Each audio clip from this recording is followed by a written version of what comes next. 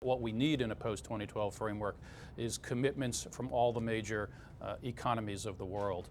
And that in order to achieve that, you need to allow for a range of commitment types, different types of commitments for different countries with different circumstances. It's our belief that at the end of the day, for sectoral agreements to be effective, they must take the form of intergovernmental agreements. So agreements among governments establishing targets or standards or what have you to address the emissions from a specific sector.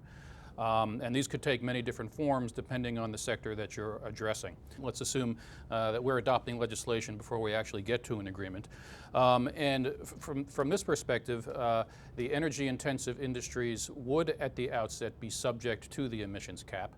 And they would be compensated for their increased energy prices. With respect to their process and combustion emissions, again, they're under the cap, but they would initially receive a full grandfathered allocation to cover all their allowance needs. And at the outset, they would be fully compensated for the energy price increases they would see as a result of the introduction of the cap and trade system.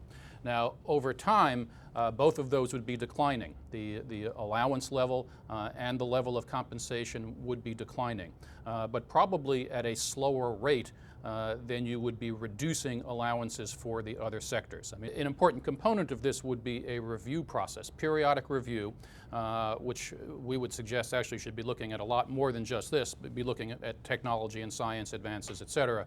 But one of the elements of this review would be to assess what we're seeing in terms of leakage or competitiveness effects. And as a result of that review, you would have the option of adjusting that decline path, perhaps slowing it down if in fact you are seeing that these industries are experiencing some significant leakage issues. Now, if and when a specific industry were to become subject to an international sectoral agreement, at that point, that industry would no longer be subject to the cap.